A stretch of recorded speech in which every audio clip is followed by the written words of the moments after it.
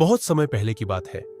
एक छोटे से गांव में नीलकंठ नाम का एक सुंदर और बुद्धिमान मोर रहता था। उसकी चमचमाती नीली हरी पंखों वाली सुंदरता देखकर सब मोहित हो जाते। लेकिन नीलकंठ को अपने रूप पर बहुत घमंड था। वह हमेशा जंगल के बाकी जानवरों को छोटा समझता और उनका मजाक उड़ाता। एक दिन जंगल में एक बड़ी समस्या आ गई। पास की जादुई नदी सूखने लगी। यह वही नदी थी जिससे जंगल के सभी जानवर पानी पीते थे। अगर पानी खत्म हो जाता तो पूरा जंगल प्यासा मर सकता था। सभी जानवर बहुत चिंतित थे। हाथी, बंदर, हिरण और खरगोश सबने मिलकर समाधान निकालने की कोशिश की, लेकिन कोई तरीका नहीं मिला। तभी एक बूढ़े कछुए ने कहा, हमें नदी देवी से पूछना चाहिए कि वह क्यों सूख रही है। सभी जानवरों ने मिलकर नदी देवी से प्रार्थना की।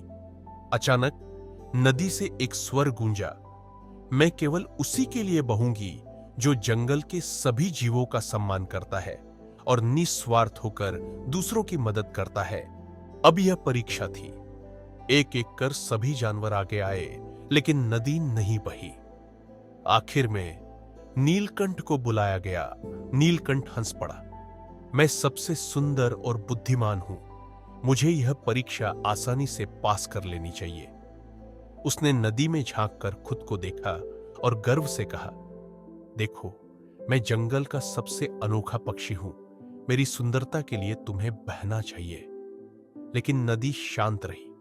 कोई पानी नहीं आया। अब नीलकंठ को एहसास हुआ कि उसकी सुंदरता और घमंड किसी काम के नहीं। उसे सच्चा बदलाव लाना होगा। उसने अपने पंखों से नदी के किनारे की गंदगी साफ की, अपने पंजों से मिट्टी हटाई और बाकी जानवरों को भी बुलाया। सबने मिलकर नदी को स्वच्छ किया।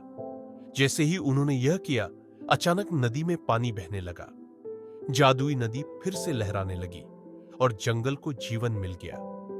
नीलकंठ को समझ आ गया कि असली सुंदरता रूप में नहीं, बल्कि अच्छे कर्मों और सच्चे दिल में होती है।